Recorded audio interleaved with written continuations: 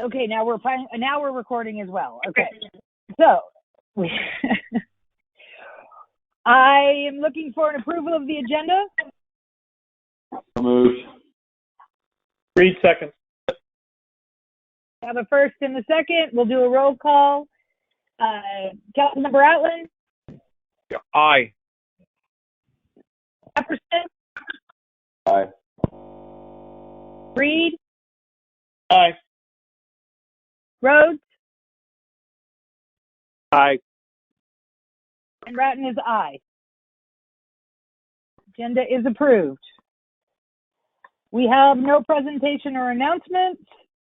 We are now going to look for public comment. For public comment, if you will please unmute your phone, state your name so that we can get it as a recorded person so we know who we are recording, and then go ahead and speak for your 4 minutes. Mark Tressner, 111 East Main Street. Can you hear me? Yes. Yes. Okay. I'd really like to question the wisdom of having this meeting involving residents' property rights during the middle of a pandemic. We have a lot of older residents who may be a little hesitant to go out and are not really savvy with conference calls. And apparently, a lot of people are not savvy with these conference calls. I believe this matter should be postponed until the health crisis is over. What's the rush to have these ordinances passed? If you really feel the need to hear these ordinances and discuss them, why couldn't we have a meeting at Evelyn Bishop Hall and observe social distancing where the seats can be separated and you can wear masks? I think this is something you should consider when hearing an issue involving people's property rights. I think this is a mistake, and I think you should rethink it at this time. Thank you. Thank you.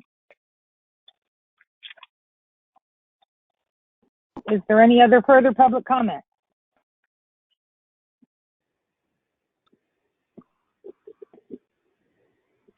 Hearing none, I'm going to close public comment and move on to the consent calendar. We do not have one. We'll move on to item H, which is public hearing.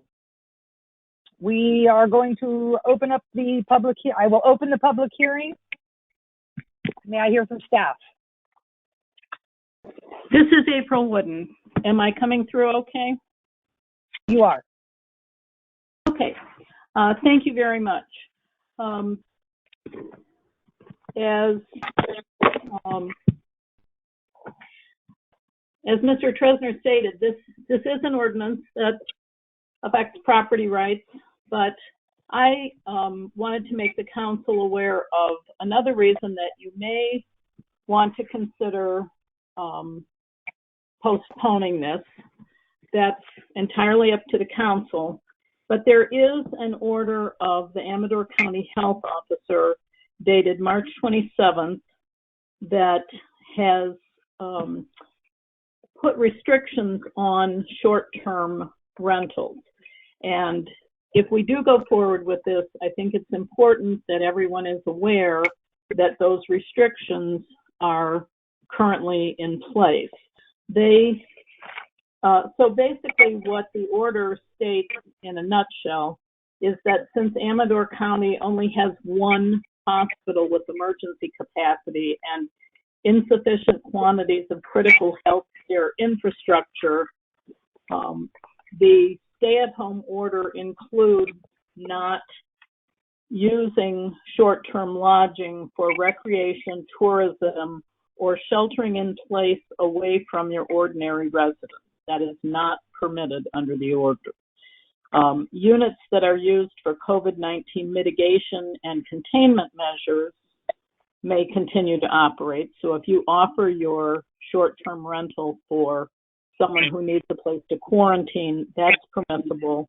And if you offer it for workers that are performing essential functions for critical infrastructure, so if nurses are coming in from out of town and you make your short-term rental available for that, that would be allowed. But anything that was recreation, tourism, or simply a getaway is not permitted. So I just wanted to make sure that the council was aware of that as we get started here.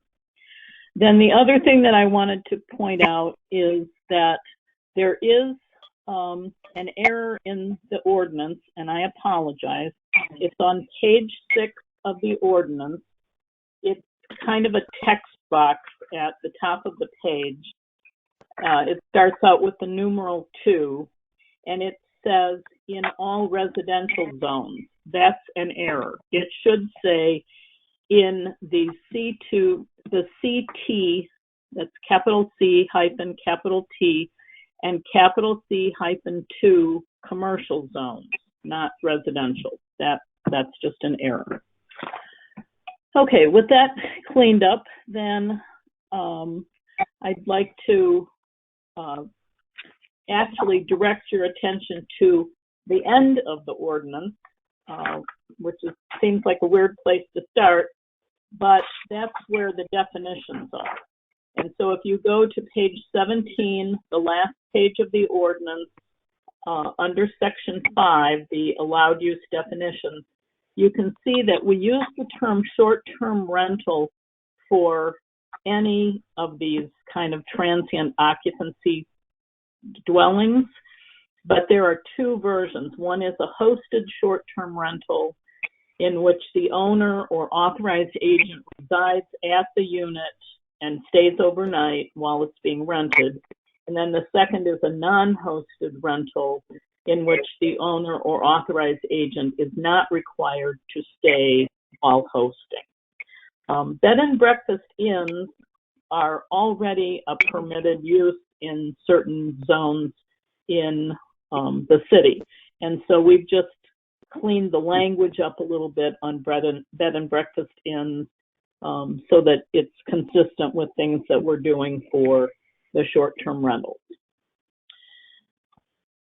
So among the provisions of the ordinance are that a conditional use would be required for each short-term rental other than those in the C2 zone. And the C2 zone includes things like Main Street. And since we assume that some kind of lodging would be a desirable use in the Main Street area, that does not require a conditional use. However, all short-term rentals would require a business license, and those would be renewed annually just like they are now. The conditional use permit for these uses would also be required to be renewed on an annual basis. Occupancy would be limited to 2 people per guest room plus 2 people. Stays would be limited to not more than 30 days. And parking requirements vary a little bit based on whether it's hosted or unhosted or a bed and breakfast. But in no case will less than 1 space be required for each 2 rooms. So the Planning Commission held a couple of public hearings on this, and they really took their time trying to make sure that they thought this through and came up with something that they could support. So some of the things that are included are that site design and parking shouldn't affect the aesthetics or functionality of the neighborhood that it's located in, that there should be quiet hours from 10 p.m. until 7:30 a.m., and that no visitors that are not staying at the unit would be allowed to be there during those hours. That advertisements and listings would be required to include some specific language such as maximum occupancy, that there's a maximum number of vehicles, that amplified sound is not allowed outside, that there's a transit occupancy tax to be paid, and what the complaint and enforcement process entails. And the commission came up with a complaint process that includes the owner or the owner's agent being available 24/7 to address any issues that come up. And then the complaint is documented, and there should be some type of resolution within 72 hours. It's a little bit cumbersome, but we wanted to make sure that we were keeping track of which units might be generating complaints and then there would be a provision that you could lose your conditional use permit if you're not meeting the terms of the ordinance. So in a nutshell, that's what this includes. I'm happy to answer any additional questions, and I know it's set for a public hearing. So among the options that the council has tonight are moving forward with the ordinance, or continuing the public hearing to a time when perhaps there would be more participation, or maybe adopting the ordinance on first reading but changing the effective date so that it gave people, including staff, more time to kind of work out the process on this before someone could actually initiate the rental. So those are just some things for you to think about, and I'm here and happy to answer any questions or try to address any concerns that the council might have. Mayor Ratton, this is Rhodes. Can you hear me, Mayor? Yes, I can. I kind of agree with April and Mark on this one as far as if this gets kind of complicated, I'm sure, to some people, and I have some questions and a lot do too, but this is nothing that's pressing at the moment. I think this should be something that should be tabled just to the fact that right now you can't even do the short-term rental thing, so maybe we can move this to a meeting where everyone is more comfortable with it, because I see no reason to push this issue right now. And I think Mark is kind of right too. There's nothing in here. If there was something on this agenda that we really need to do, I'm totally game for it, but I don't see anything here that's a dire emergency, and I think it's scaring people. So that's just my 2 cents. Well, I would say I'd like to take the temperature of all of the council members on this. I'm inclined to agree with Mr. Trestner and Councilmember Rhodes. Basically this whole ordinance is ineffectual until after the shelter-in-place order is lifted. So again, there is no pressing issue here. So. Do the other council members have any issue with tabling this and this to I guess we would extend the public hearing to another date. This is Reed, and that's my question. I've heard this, our city council. We already have advertised a public hearing. Can we simply do away with it for this time, or what's the process there? You can. This is Dave Prentice. You can continue the public hearing the public hearing that's held at a later date would just be an extension of tonight's public hearing. Okay.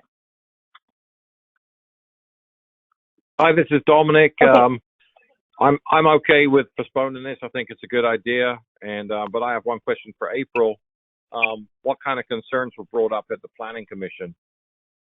At the Planning Commission level. Thank you. Would you like me to respond to that? Yes, please. The concerns were that I think everyone has read about situations where someone had a party and it got out of control, even though they weren't supposed to be able to have that at their rental. It's pretty easy to go online and find people that have written into Airbnb or whatever and complained about that. The other issue, I think, is that there's concern that if several of these were in a particular neighborhood, it starts to lose its sense of community and becomes, a little more transient in nature, that you don't really know the people that are staying in your neighborhood. So I think there were some concerns in that regard, but I think at the end of the day, they felt that it it does bring people into Ione, which is something that we'd like to do, and our lodging facilities are limited at this time. So I think their feeling was we should try it, we should regulate it, and we should evaluate it. Okay, having that input, so Councilmember Reed, Councilmember Epperson, are you okay with continuing this public hearing to a later date? Yeah, I'm fine. I mean, the Planning Commission's done a pretty good job of getting it straightened out and addressing a lot of the issues and concerns, so I'm fine either way. Okay. So given this is my first public hearing, I'm going to ask the city attorney at this point, do I close the public hearing and say it will be continued to a date to be determined? No, you wouldn't close the public hearing. You leave it open and continue it to another day for continuation. All right. So I am going to we'll continue this public hearing to a date to be determined, more than likely after the shelter-in-place order is lifted. It's a public comment. Now, we are not doing public comment at this point because it is being continued.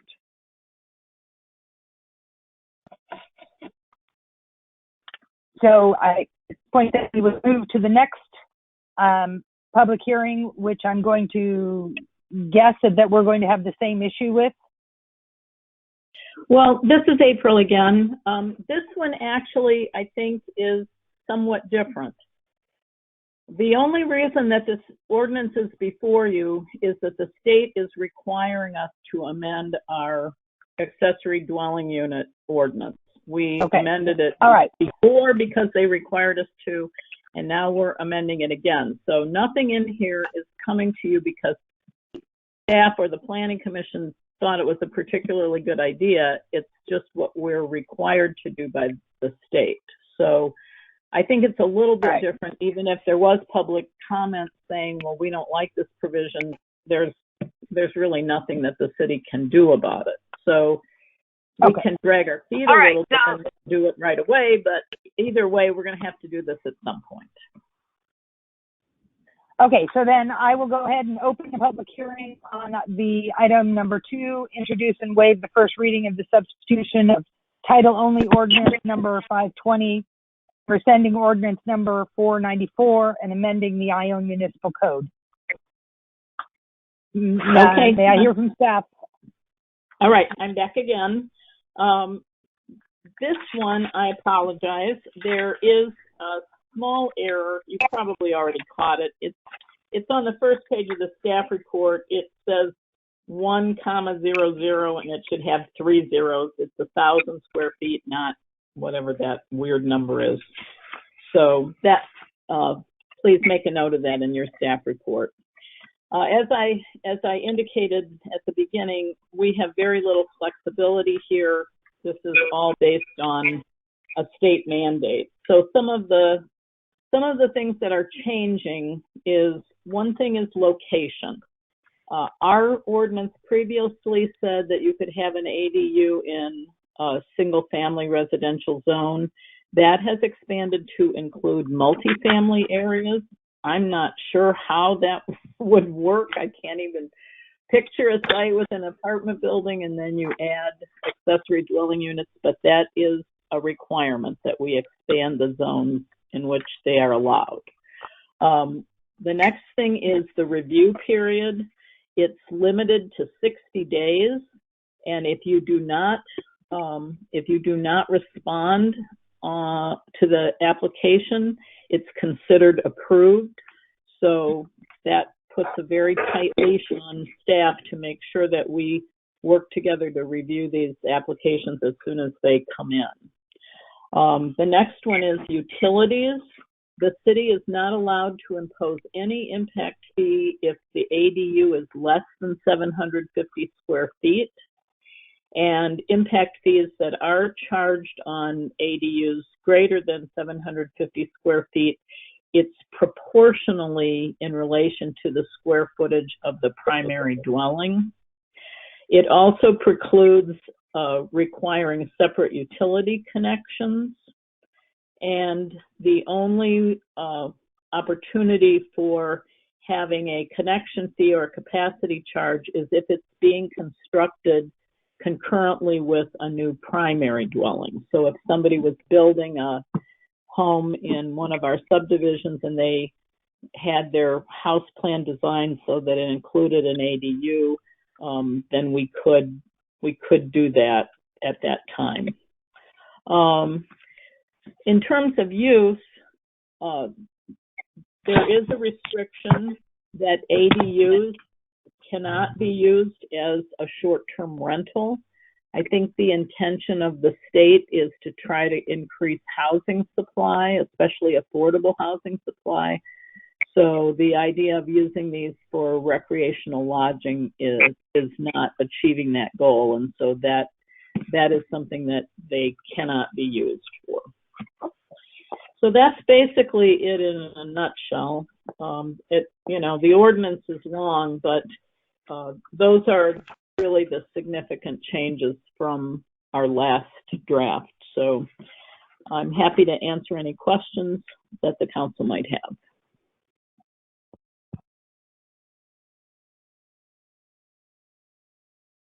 Hello, this is Dominic. This came into effect January 1, 2020, so it's already in effect, and I think we just go with the state's requirement. That's all I have.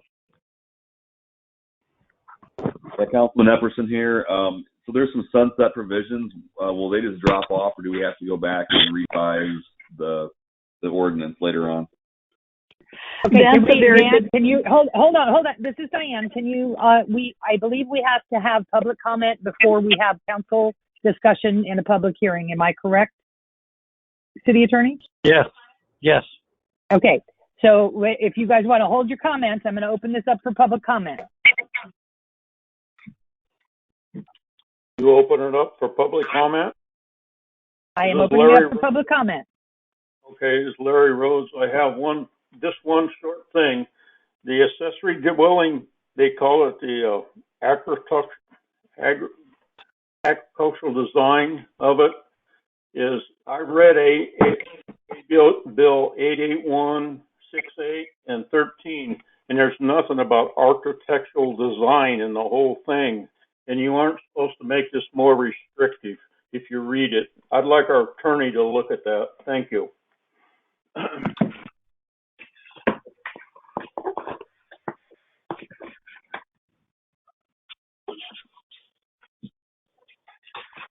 Do we have any further public comment? Yes, Mark Tressner here, 11 East Main Street. Can you hear me? Yeah. Okay. I had a question for April on the permitting process for the ADUs. It says as well as a building permit, you would also have to have an additional permit for an ADU. What does that entail? Is that like I have to have two permits for one single dwelling?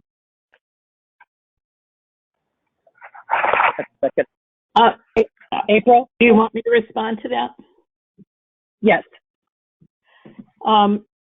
What it would entail is site plan. It's a ministerial review. So when the building permit comes in, they send it to me for what they call plan check, and I make sure that things like setbacks and height and those kinds of things that we are allowed to regulate are that the design meets those requirements. And then I have a routing sheet that's provided to me by the building department. I make any comments that I have on that routing sheet and send it back to building. So that's why, as I said earlier, that staff needs to work together on this to make sure that we complete that plan check process within 60 days. And I think that's doable. But wouldn't that fall under the building permit process? You wouldn't have to have a second permit? That's right. Okay, because it states in there that there's an ADU permit as well as a building permit. Am I reading that wrong? Can you point to the section, please? You know what? Let me look really quickly here. It's under the section. Scrolling to it now.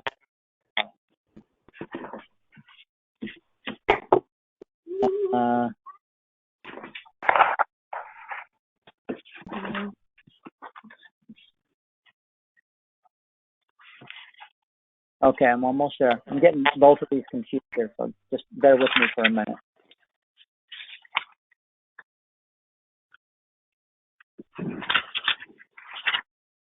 Okay, development standards, employees and fees.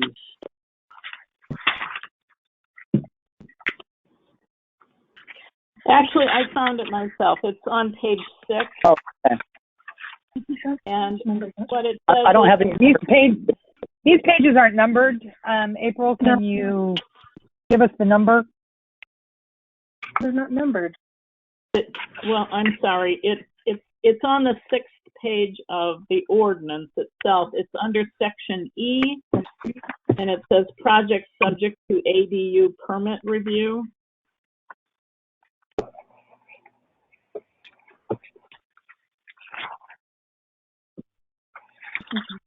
So I think this is primarily terminology rather than something.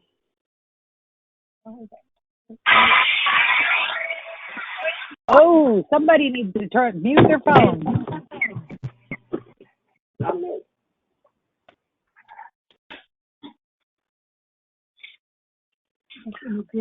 Okay, it says in addition to obtaining an ADU permit, the applicant shall be required to obtain a building permit. So that's two separate permits is what I was asking. Why would I have two permits on one building? Well, I think our thinking was that we want to know where all of these are located, especially the fire department. That was something that came up during our public hearings, to make sure that if there was a residence behind a residence that you couldn't see. So I guess the idea is not so. I mean, the permit is ministerial, meaning that you don't have any discretion about whether to grant it or not. Staff has to approve it if it meets the requirements of the ordinance in terms of, the things that are regulated. But it would be on file as this, at this address, there was a building permit for it, but that the ADU is being maintained. It would provide some information, especially for safety purposes, that there is another dwelling on that lot in case of any kind of fire or, emergency. Right. That you want to know that you needed to get two families or two dwelling units evacuated or whatever. So it's not intended to be burdensome in any way. Would that add a cost to it for that permit, or would that permit be free? There wouldn't be any fee unless at some point in the future the council imposed a fee. We haven't proposed any fee in this ordinance. Okay, but it would just be paperwork to let somebody know that there's an ADU on the property. That's the intent? Basically, yeah. Okay, because the way it reads that there's two separate permits, and that opens another whole can of worms of fees and different things, because I understand how intentions and what actually says can get misconstrued down the road. Yeah, I understand your concern, but there is no fee associated with this, and the review of it would be concurrent with the building permit. I mean, unless somebody wanted to say, can you, make sure that we can do an ADU here, but basically it'd be hard to find a place where they couldn't do one, so I don't see that as an issue.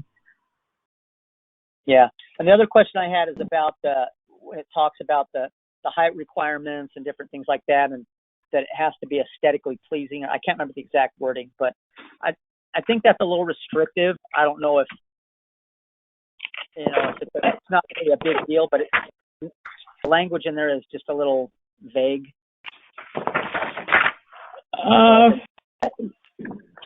I don't think it says aesthetically pleasing. I think it says that it's on page 4. That would be section B, under architectural design, and we're aware that we have very little control over this. So we've tried to be, we've tried to only use it in a situation where we feel that it would have the potential to really affect property values. So you can see there's 5 bullet points there, and it says that where the ADU is visible from a public street, then it should look, it should kind of blend with the existing building. Okay. So that you don't drive down the street and see, this big purple thing on top of a garage behind a neighborhood that's basically beige. So that's all we were trying to do was to get a little continuity, but it doesn't use the term aesthetically pleasing. I understand that was my term. The other question I had is on that same section. It says all windows that face the side yard of the adjacent property and located within 15 feet of the shared property shall have a limit of 6.5 feet above the finished floor height. I don't understand what the purpose of that is. If you can clear that for me. So that these can be 4 feet from the property line, or if they're on top of a garage in an older part of the city that doesn't even have 4 feet, if say it's on the property line or it's a foot from the property line, that's permitted. And it's just the idea that if somebody's house on the other side has windows there, we're trying to create a little privacy so that you get windows in the ADU, but they're not looking straight across, 4 feet away from the next door neighbor. Would that be a fire code violation if it's 6.5 feet above the finished floor height? Because I know there's a minimum, there's a maximum floor height on for fire code. Yeah, obviously, if the only way to achieve the fire code was to do that, but that would assume that one of the property lines, worked and one of them didn't. Okay, I was just worried because it would conflict with code that's already on the book, so that's why I asked that. No, it's a good point. I see where you're coming from. Right, because in my business we have to deal with those fire codes and everything, and handicap codes and all that stuff extensively. And so something like that in a code, I've seen different inspectors from the health department and building department fighting with each other over existing codes. So if there's something that we could do to clean that up, I would appreciate it. And I think that's all my questions, unless, I don't know. Thank you very much. Okay. Thank you, Mr. Dressner. Is there any other public comment?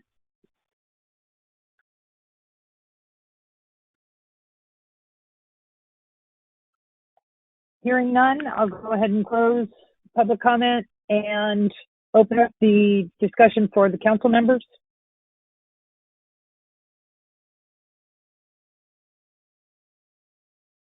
This is Tom Reed.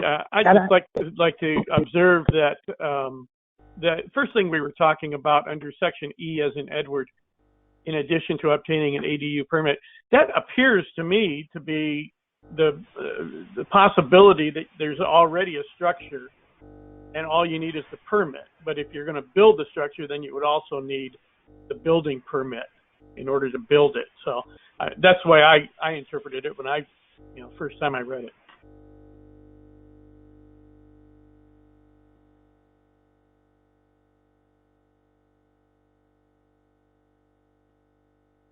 Councilman Epperson here. Again, I just so there. I know you said there's some sunsetting provisions built into the ordinance. Will those just drop off and we have to redress this issue later on?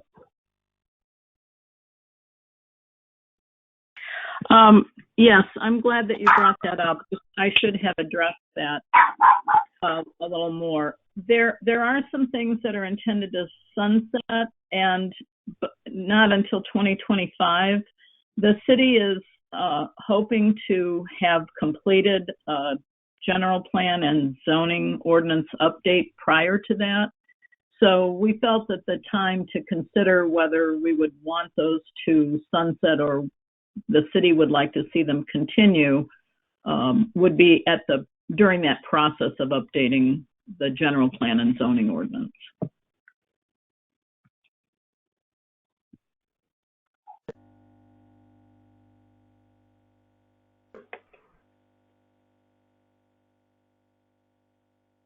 Any other council comment?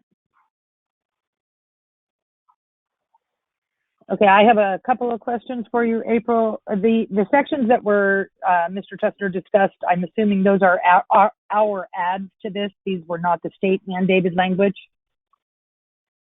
Well, the state didn't do a draft ordinance. They just, they adopted legislation, but they didn't. Sometimes they'll give you a sample ordinance. They did not do that. So okay, we can, as long as we meet the requirements of the state, we can adjust the ordinance to the council's satisfaction. Okay.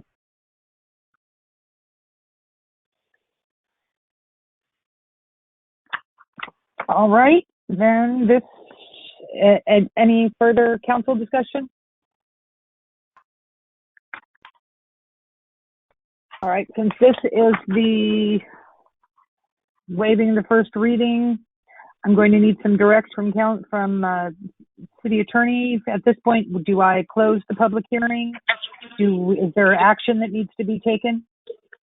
Yes, you would close the public hearing for tonight, and the motion would be to introduce the ordinance and waive the first reading and continue for a second hearing.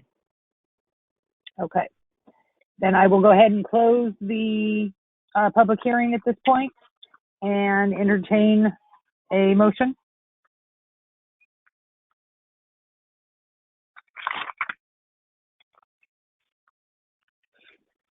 Got to unmute. I'll make the motion to continue this to the second reading as instructed by the city attorney. Reed, we have a first. Do we have a second? Perfect. This is Rose. Let's Second. do it. Okay, we will do a voice approval or non-approval. Atlin? Aye. Jefferson? Aye. Reed? Aye. Rhodes? Aye. Stratton is a yes. Motion is carried. Moving on to the regular agenda. Item number 3, adoption of resolution number 2020-08, revisions to the standard drawings. And I'm not going to read through all of them, as shown in the city's improvement standards and adoption of a new standard.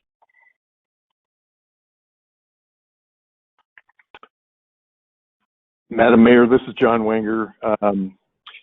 I'll go ahead and give the staff report if that's okay. That would be great. Okay. At your last meeting, we brought before you 6 different standards for consideration for adoption. And based on council comments, there was a number of changes and clarifications that were requested. So we've gone ahead and made those clarifications, and I'll briefly run through those. For 2 of the standards dealing with the sewer system, those were standards SS7 and SS9.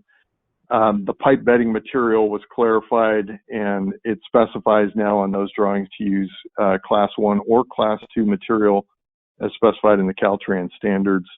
There was also a note that was used to clarify. There was a section on the old standards that referred to slurry cement backfill, and we clarified that and put in the words controlled low strength material which is something that is covered industry-wide. That's more of a reference now. It's referring to kind of lightweight, rippable material within the trench. So we added that, and the last thing I did to clarify, particularly on both of those, was for the pavement thickness. When they go back and do the trench repair, we said it had to be a minimum of 3 inches or match the existing thickness of the adjacent pavement, whichever is greater. Moving on to street standard 4, this one had probably the most comments from the last meeting, and it had to do with the strength of the concrete that was going to be placed, as well as the circumstances. So what we've done is greatly expanded note number 5, which shows on that particular standard, and we've called out weight of cement per cubic yard, and again, this is per industry standards. And what we specified is for regular strength concrete, a mixed design that included 564 pounds of cement per cubic yard of concrete, and for higher strength, and that strength would provide about 3,000 psi. And then if that mixed design goes up to 705 pounds of cement per cubic yard for higher strength concrete. Also, what we did is added clarification that for normal strength concrete, you can use it in non-driveway locations to accommodate those circumstances where sidewalks are being replaced in areas where there's no driveways.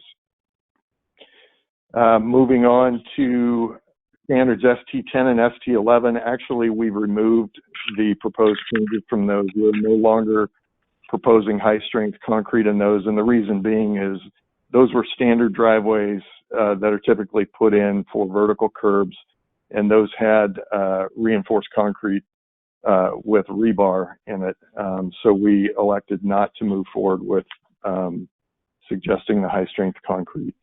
And then lastly, there was a new standard SD7, which was for under sidewalk drains, and there were no comments from the council at the last meeting, so that's just moved forward with no changes. So with that, more than happy to answer any questions you may have, and that's it for my staff report. Council members, if you have any questions. This is Rhodes here. I was the one that was probably barking about this the most the last meeting. I want to start at the sewer pipe standard thing. I still don't see why you would need to use class 1 or class 2 just because it's a Caltrans standard. The whole purpose of when you replace a line, whether it's sewer, water, or whatnot, is to get the compaction enough to where the trench does not settle someday. If you start using class 1 and class 2, all that does is basically ups the price on every job you ever do. And some pipes, the material, you don't like using that type of material, even though everyone likes saying Caltrans standards. Well, Caltrans isn't always right. Just want to say that. It's much easier to dig a trench. I think you all know the one that was done up on the hill, the emergency one that Jaeger did. A lot of that was backfilled with a natural material, but it was compacted properly. I think as long as the trench is compacted properly, whether it's native soil or if the soil's bad, sure, bring in some class rock and put it in there. So that's my 2 cents on that one. Then back on this concrete thing, I really wish we were able to do this in public, because I have a couple of very good friends that are actually concrete inspectors, and when I showed them this, they were laughing. There's no reason you would ever use 6,000 psi concrete on this.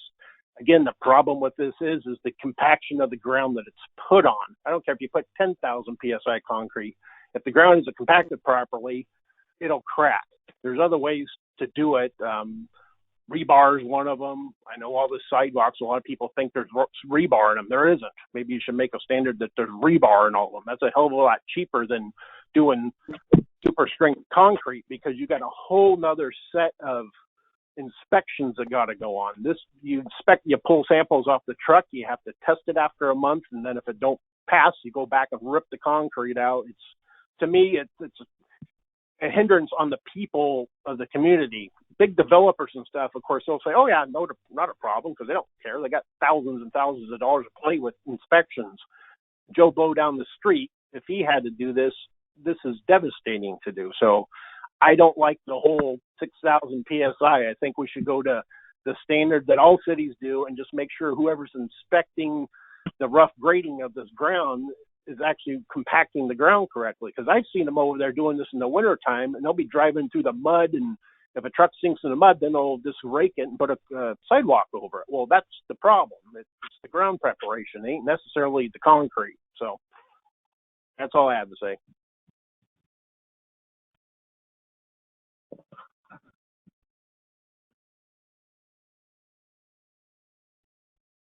Any further public comment? Or, sorry, any further council comment?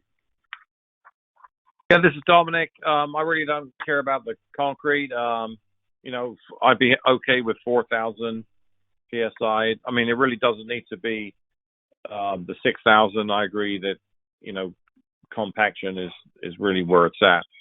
But I don't think it's a massive cost. I mean, just a couple of bags of concrete, but it might be easier just to remove that completely like you did with the driveways. That's all I have.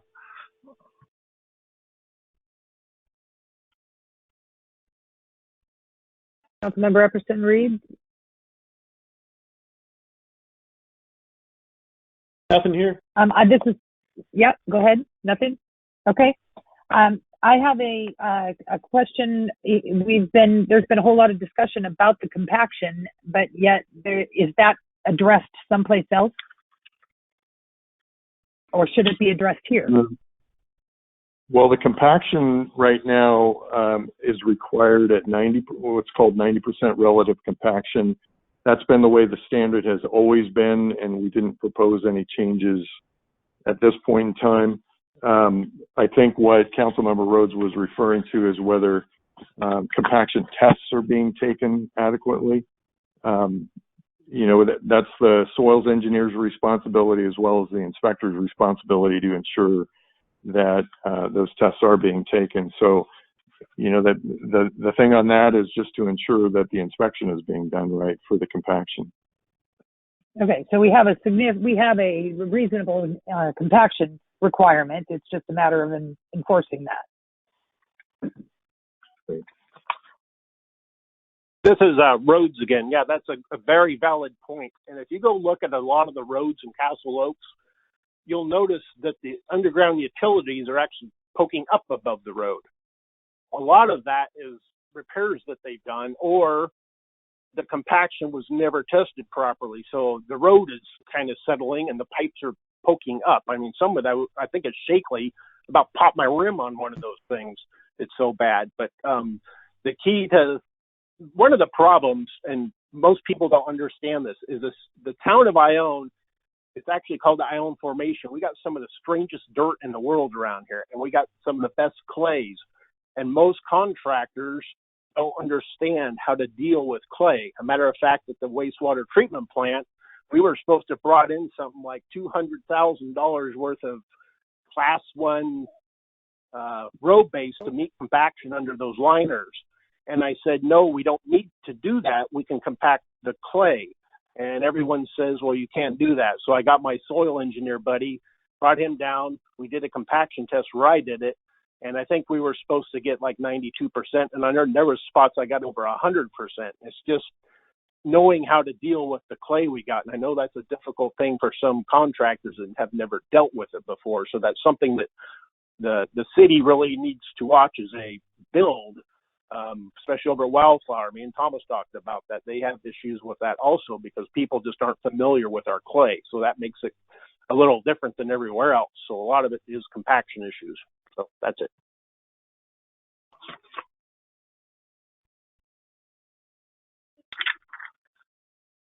Okay, no further council. I'll open up to public comment.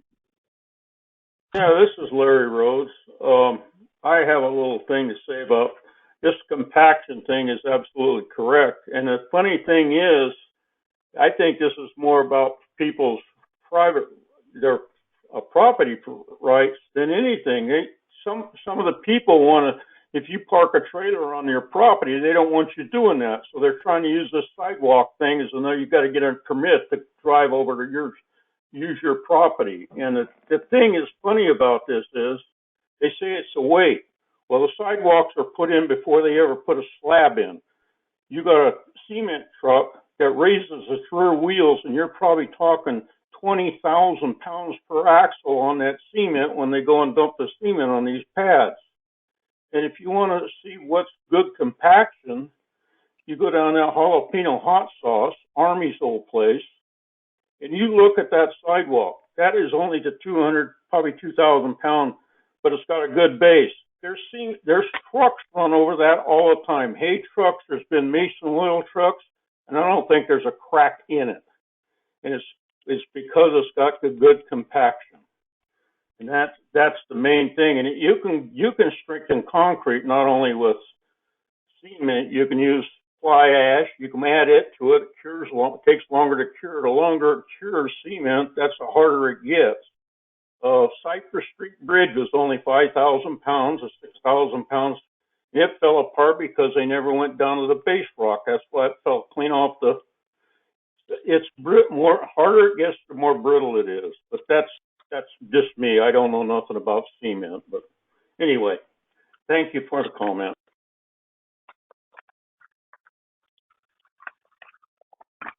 Any further public comment?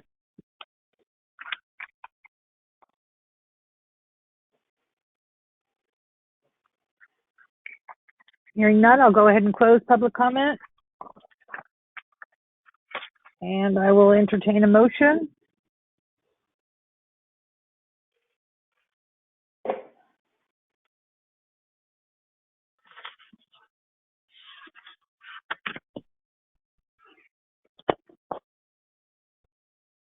This is Tom Reed here. I move we adopt the selected revised improvement standards and adopting a new standard detail for sidewalk drains. I'll second it. We have a first and a second. We'll do a roll call. Atlin? Aye. Epperson? Aye. Reed? Aye. Rhodes? No. And Ratton is a yes. Motion is, the ordinance is carried. We can move on. Let me find my agenda.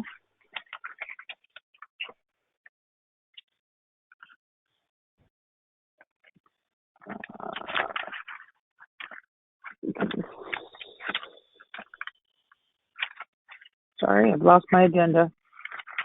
Somebody could tell me what our next item is. We can move on. Mill Creek State Prison presentation. You all talked at the same time.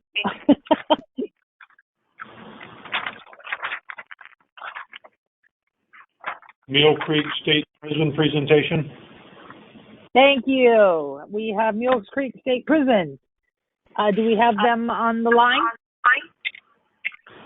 Hello, this is Gregor Larrabee with the California Department of Corrections and Rehabilitation. I'm here to talk on behalf of Mill Creek State Prison with regard to the stormwater system investigation. Fantastic. You will go ahead and you can speak, and we will speak with you later. Off you go. Thank you. As I said, my name is Gregor Larrabee. I'm the Chief of Environmental and Regulatory Compliance for the Department of Corrections and Rehabilitation, and I assisted Mule Creek State Prison with an investigation of their stormwater management system in response to concerns raised by the Central Valley Regional Water Quality Control Board in 2018. The investigation was site-wide, addressed both stormwater and sanitary sewer systems, and the intent of it was to determine the source of non-stormwater infiltration into the stormwater system. That involved a very extensive effort that was implemented in two phases. The first one in 2018 involved visual assessment, investigation of the water mains for both the stormwater system and the sanitary sewer through the central utility corridor of the institution, which is generally the main route of travel for those two water systems. It identified no connection, no cross connection between the two systems, and no indication of infiltration of sewage into the stormwater system. Subsequent to that effort, and after a lot of conversation with the Regional Water Board, we expanded the investigation in a second phase that took place in 2019 that repeated the investigation of the stormwater and sanitary sewer systems through the central corridor and expanded it to deal with all of those systems throughout the institution. So that included mains both inside the secure perimeter, the perimeter ditch or stormwater culvert that encompasses the institution, all laterals for both sewer and stormwater that come off of the yards for each of the different housing complexes at the institution, all of the sanitary sewer lines that originate within buildings and work their way out underneath the buildings to the mains. The investigation was conducted utilizing closed circuit television with a licensed contractor following a nationally recognized protocol. That investigation again found no cross connections between the sanitary sewer and the stormwater management systems at any point in the facility. In addition to the physical investigation of the stormwater line and the sanitary sewer lines, our consultant also conducted daily water sampling for over 10 months, and then monthly and storm event sampling of the stormwater system for an additional 10 months. And in addition to all of that, we've also retained the services of the Southern California Coastal Water Research Project to perform additional analysis of the water that flows through our stormwater system to determine if it has in any way. I'm sorry?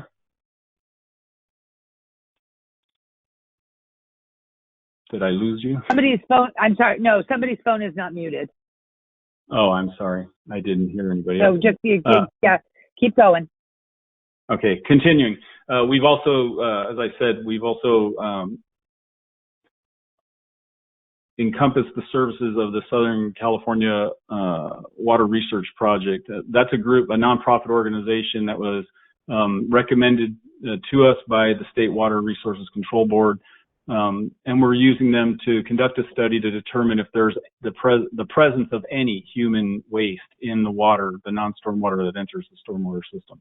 That study is expected to be completed and delivered in the fall of this year.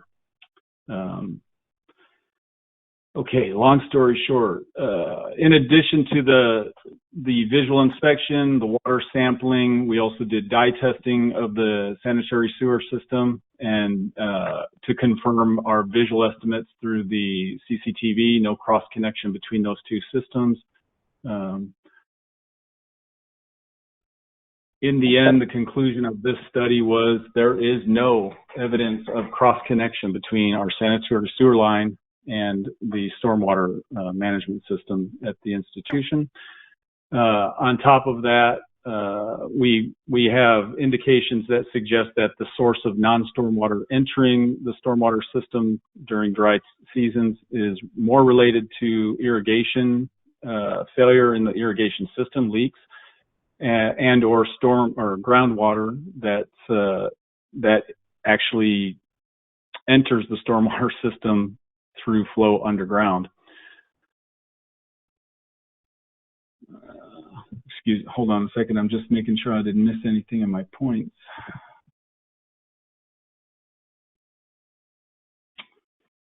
We did have some detections of constituents that are most likely the result of the potable water that's supplied to the institution by the Amador Water Agency. We had some petroleum product identification in our water sampling that is most likely the result of either non-point source items such as automobiles runoff from roads, etc., and or could be the result of the soil conditions in the area.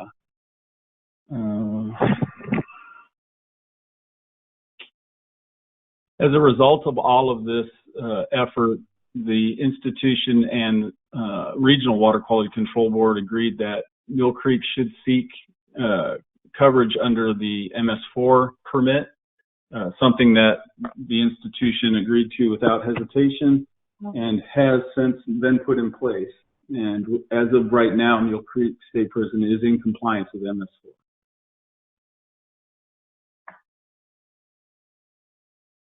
And that's about all I have to say. I'm happy to answer questions. Okay, do we have any council members who would like to ask the questions? Yeah, this is Dominic. I'll be really brief. So you're saying you've got no cross connect. You got no cross connection. That's good, but you're admitting that your irrigation water is contributing to this, and that's secondary treated water. So that's still got, that's still a problem. So what do you propose to do about the secondary treated water entering into the creek? That's all I have. Yes, sir. So I mentioned irrigation. I'm not referring to irrigation for the land area applications where secondary treated effluent from the wastewater treatment plant is distributed. Rather, I'm talking about the potable water irrigation system that is used to irrigate the yards, exercise yards within the prison. That's potable water drawn from the Amador Water Agency. So that's gray water. Is that what I'm to understand that Amador Water is providing you? No, it's potable water provided. It's the same water that comes out of your faucet for drinking. Okay, so you're gonna have to say that one again, because so what you're telling me is the drinking water is contaminating because of irrigation? No, that ma'am. Doesn't make any sense to me. I'm sorry. So, the question was, the council member mentioned something to the effect that I mentioned irrigation, and he referred to irrigation of spray fields at the institution. Yes. that are irrigated with effluent from the on-site wastewater treatment plant. And what I was referring to was not that land area application of secondary treated effluent from the wastewater treatment plant. I was referring to landscape irrigation that takes place within the institution, not on the land that's outside of the secure perimeter. That it's used for irrigating the grass and shrubbery and things of that nature inside of the secure perimeter of the institution. That is potable water. It's the same water that is used for drinking, showering, to fill your toilet, not what comes out of the back end of your toilet. Potable water, drinkable water. So that is a potential source of the potential source of the pollution? Is that that's what you're saying? Mm-hmm. I wasn't alluding to pollution. I was alluding to non-stormwater infiltration into the stormwater system. So stormwater systems exist to collect rainwater when it falls and direct it away from a certain point in any location. In this case, it would be collecting it from the roughly 48 acres of Mule Creek State Prison and channeling it to Mule Creek. And in theory, the only time you should have water flowing through a stormwater system is during rain events or shortly thereafter. Within a few days afterwards, it should cease. This investigation was seeking to identify sources of water that seem to be entering or that are entering the stormwater system during non-rain events. And so maybe it hasn't rained for several days or a few weeks, and yet we still find some minor flow of water into the system. The investigation was seeking to identify the source of that, and one of the sources identified was irrigation water. The institution has a potable water irrigation system within the secure perimeter that's inside the fence line of the prison. That system has a documented history of breaks in the lines that supply the sprinkler heads, etc. When that system is charged, we see a direct correlation between charging the irrigation system and the resulting infiltration of non-stormwater into the stormwater management system at Mill Creek. So when we discharge or when we de-energize the water flow to that system, we see a equivalently corresponding drop in non-stormwater flow into the stormwater system. During the investigation, the closed circuit television going through the central corridor stormwater line identified a section of that system that has a slotted, has slots cut into the top of it, for lack of a better word. And you can see groundwater infiltration coming into the stormwater system at that point in the system. We have a documented history of groundwater infiltration into several, at least the CTC building at Mill Creek State Prison that's resulted in moisture intrusion that has caused flooring delamination, etc. That was addressed in part by installing a French drain around that building that discharges to the stormwater system as well. That's a groundwater source that's being directed to the stormwater system. These are the facts that were identified in the investigation that are the highest probability of non-stormwater infiltration into the stormwater system. Okay, so going back to Dominic's question, what are you doing to fix that problem? You said you did find that there were slots created in the drainage. Are you correcting that? Well, I don't think that there's any requirements to correct that particular segment of the stormwater system. Stormwater systems are not intended to be watertight. But with regard to the irrigation leaks, the department is working on a project to redesign and correct the irrigation problems. And the water that is infiltrating into the stormwater, you are finding has no toxins in it, or no pollution, no pollutants in it, no effluent, no whatever. No, I can't say that. The sampling of water from within the stormwater system has routinely turned up E. coli levels that are far exceed water quality objectives. However, that's not necessarily unexpected, considering the fact that the area is largely rural and has a very large population of wildlife in the area, including birds.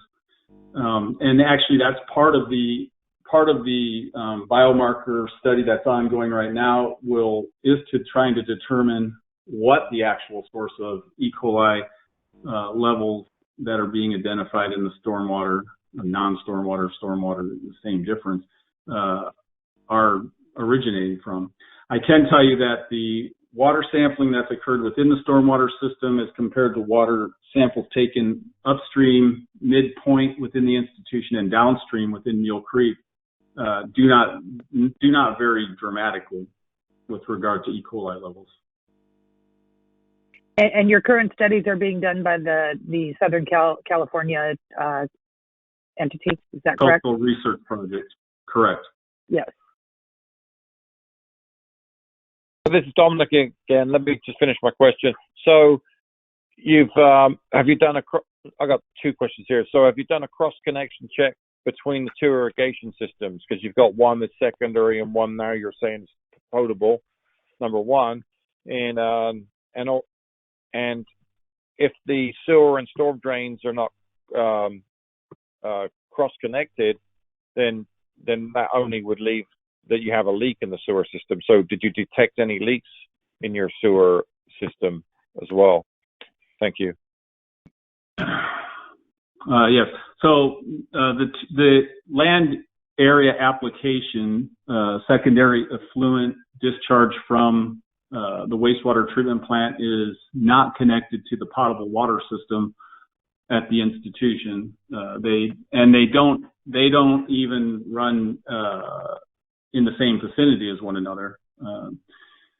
So I can't say that we've checked for a cross connection between those two lines, but there is no indication of that based on baseline sampling of the potable water system at Mule Creek.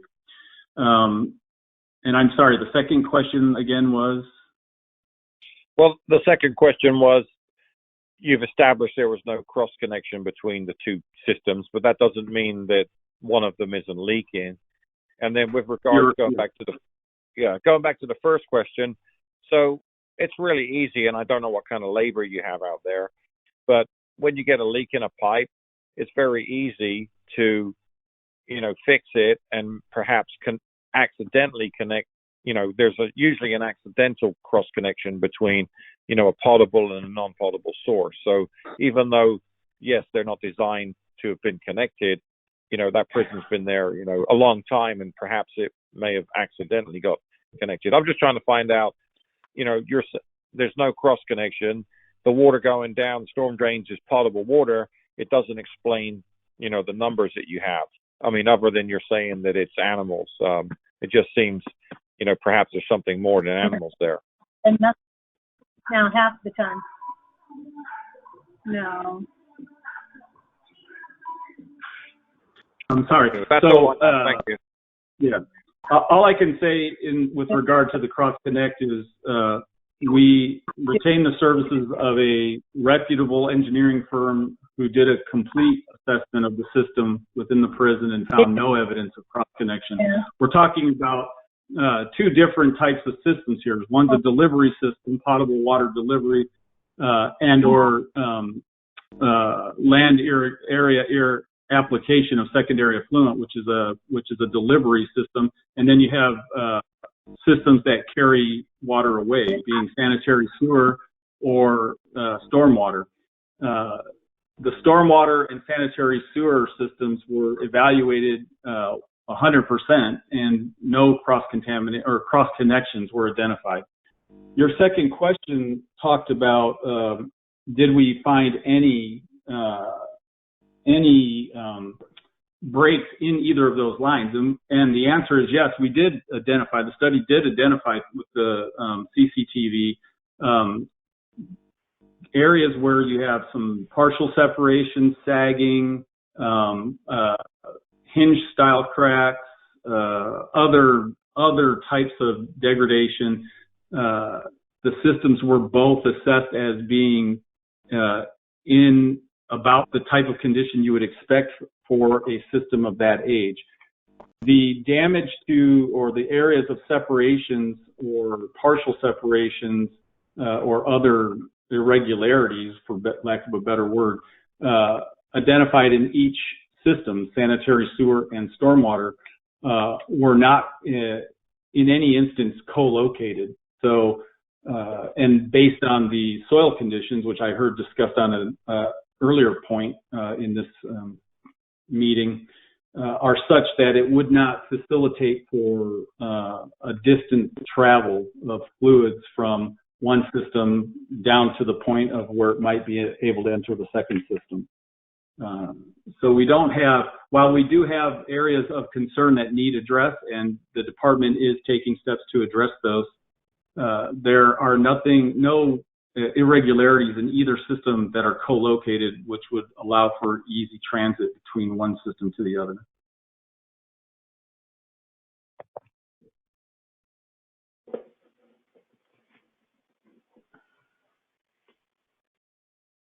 Uh-oh. Everybody's gone.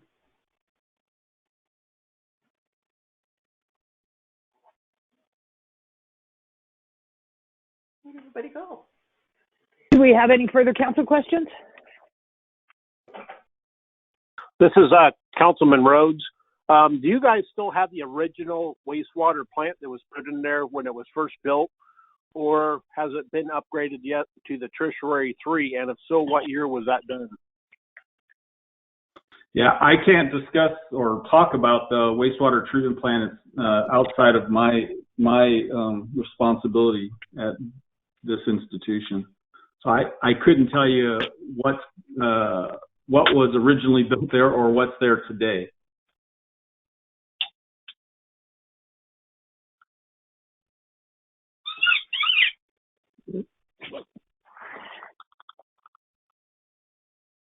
Any other council questions?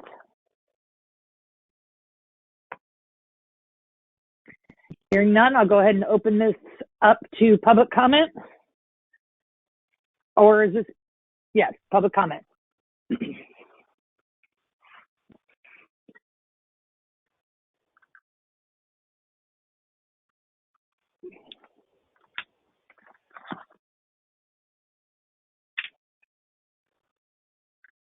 No public comment? I'm shocked. Hearing no public comment, I'll go ahead and close public comment. And I want to thank you for coming to this meeting today. And I would like to also ask that once we have a non-shelter in place ordinance, this is lifted, that we would ask that you come back to the council and do an in-person presentation again. Hopefully by then you will have your results from the ongoing testing that you're doing as well. Would that be something that you would be willing to do? I'm certainly happy to do that. And to reiterate, the study, the SCORP study, the Southern California Coastal Water Research Project study, is expected in the fall of 2020. Okay. Great. Well, then maybe we'll ask you back a third time. Wow. Boy, do I get my own parking spot, I wonder? Yeah. Well, I don't have one, so you don't get one. So. Oh, darn. Okay. Thank you very much. All right. Well, thank you. Bye now. Okay, moving on. We have the city manager's report. Okay, Mayor, Council, I have a few things to kind of go over. One is work is moving forward on the solar fields down at the tertiary plant and the courtyard. I was out there 2 days ago, and they were beginning the earthwork for that to kind of level out the area. So that is moving forward. Working with the League of California Cities on a proposal that the California Department of Housing and Community Development has put forth, and that is to be able to basically spread out the amount of community development block grant dollars that go for non-entitlement communities, and spread that out to all communities on a non-competitive basis to help out with economic development efforts and business assistance related to the COVID-19 pandemic emergency that we have. If this goes through, and the League of California Cities is really pushing for this with our state legislators, is that the city of Ione could receive a little over $67,000 that could be used for business assistance. And one of the things that I'm proposing is that if we get this, that the city look at setting up some sort of a program to do forgivable loans, $5,000, $10,000, to kind of to help businesses either to pay utility bills, purchase supplies, pay rent, pay salaries, whatever it needs to help keep them moving forward as we start gearing towards opening up, which I'm hoping is going to be in the first part of May. Now I know 67,000 isn't a whole lot, but it is something. Kind of related to that, I know the mayor signed a letter of. Hello. Hey, somebody needs to mute their phone. Okay. A letter of appreciation went out to our local businesses. Again, just letting them know how much we're thinking about them in this time of crisis. I mean, businesses have really been hit hard economically. We want them to know that we're thinking of them. If we can assist with the help related to SBA funding or some of the things that the state of California is putting out, we certainly want to be able to do that. I know that the SBA funding has kind of went really fast, and I believe the Senate has approved additional funding, and that'll be taken up by the House on, I think, Thursday. So again, we're hoping that more business assistance is coming for our small businesses in the city of Ione. In addition, the ad hoc loan committee met to approve the subordination of a request for one of our property owners who is doing a refinancing. They have a first-time homebuyers loan, and they were looking at doing a little bit of refinancing to do some work on their property. And again, as part of that process, because we have the second, we have to agree to continue the second. So the committee met and approved that request. I anticipate a couple of more property owners who have the first-time homebuyers program and the community development block grant program to also be making some requests to the city. Again, what they're looking for is to take some equity out to do some updates to their properties. And when I have the applications from their banks, I'll be calling that ad hoc committee to meet. We're spending a lot of time in terms of webinars and phone conferences with League of California Cities, with the state, related to budget projections in terms of what's happening because of the COVID-19. I just kind of want to give you some ideas in terms of what this quarter is looking like from the state standpoint. At the last video conference that we had, I have another one coming up tomorrow, but state sales tax is down 30 to 37% for this quarter. Gas tax is down. They haven't really said how far it's down. We'll be getting new estimates in terms of what communities will be receiving in May. The transient room tax is down 80 to 90%. The state's projecting business licenses to be down 10 to 15% over the next 2 years. And they're also talking property tax potential moderate decline in 2021 through 2022. And again, with sales tax being down, the Measure M money for the fire departments, we should anticipate those revenues to be down as well. We are taking all this into consideration as we start moving towards working on our budget. And again, some of the projections that we had in terms of what our thoughts were in revenues coming in, we're going to have to rethink all of those. So I mean, it'll be one of those where, based upon what's happening now and how long we may be under the shelter-in-place thing, it's very likely that our city budget will not be ready come July 1. And I think there'll be a lot of communities, again, that will be looking to be adopting their annual budgets a little bit later too, because this is such a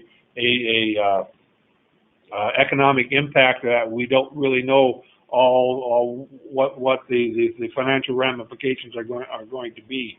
Also, we continue work with the Amador County EOC and with FEMA. We are working on the reports to get as much revenue in terms of the items that we purchased related to COVID to get reimbursed for. Also needing further explanation from FEMA related to staff time in working on the COVID. And when we first started this, they were talking about only overtime, which was somewhat limited for city staff. But now they've changed, and their mind basically said, any hours that you're spending on the COVID-19 or things that you've had to do, such as shelter at home because of COVID-19, they may reimburse cities for. So we're putting that information together, and then we turn that into the OEC process. So again, there's a lot of the emergency management stuff. There's a lot of information coming out, and some of the information we get changes on on a daily basis. I mean, one of the things that I found really frustrating working with the FEMA forms is you get their initial forms and they talk about property damage. Well, there's no property damage related to this virus, but that's how the forms are. FEMA doesn't have any forms for viral pandemics and disasters of this kind. So everybody's kind of making it up as they go. And again, information changes on a daily basis.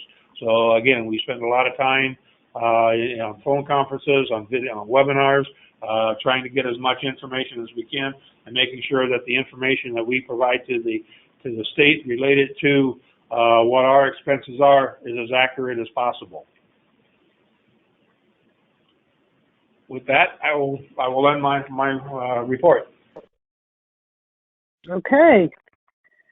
Has there been any committee meetings? None from me. None from me.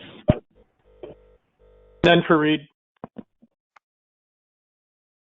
None for roads, but as far as Parks and Rec, if anyone is out on a ride, you might want to go and check out what Allison's been doing out at the arena area and her surroundings. She's done some amazing work out there, so that's just kind of a note. Thank you. Okay. Any future agenda items anybody wants to give me? This is roads. Maybe next time Mill Creek comes out, they can bring someone that knows something about their sewer plant. I find it very odd that the environmental guy knows nothing about their sewer plant out there. So maybe the next invitation gets the sewer plant operators out there to talk to us. And the Creek Committee, I've got someone that would join it, and I might have two.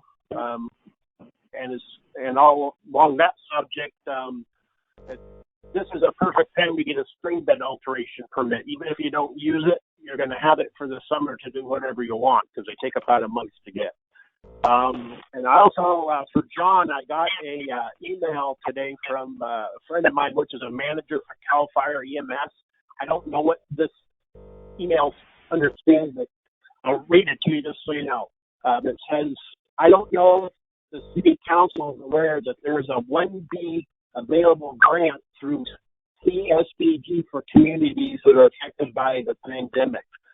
So if you want me to forward that email to you, John, I will, because I don't have a clue what that is, but maybe you do. Yeah, and you broke up, Stacy, so I got about every other word, but yes, please forward it to me.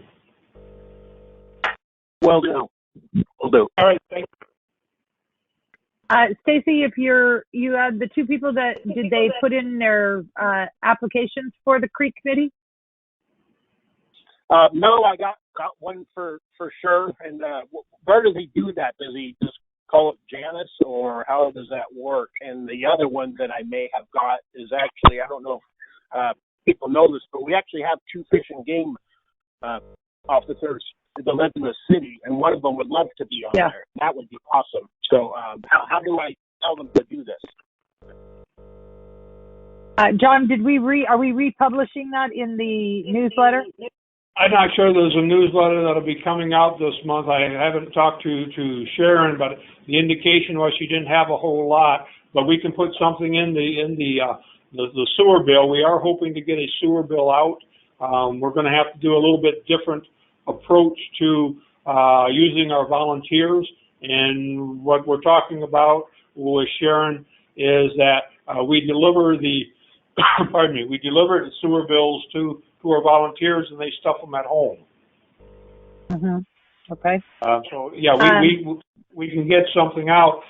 In terms, is Janice on the line in terms of answering Stacy's question about how the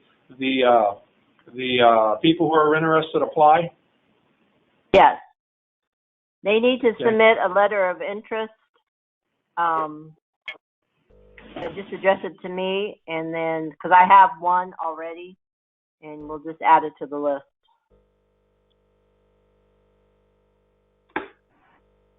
Thanks, Janice. And please, Stacy, encourage them. Have them applied. All right. And then, John, we will get some, hopefully we can put just a flyer or something in the newsletter saying that we are still in search of Creek Committee members who submit their letter of intent and interest. Okay. All right.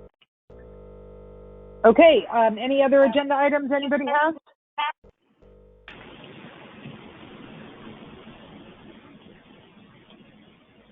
Hopefully our next meeting will be in person. Don't hold your breath, but okay, it would be lovely. All right, well, with that, then I will entertain a motion to adjourn. So moved, Reed. Okay, we got a first and a second. All those in favor? Aye. Aye. Aye, we are adjourned. Good night, everybody. Goodbye.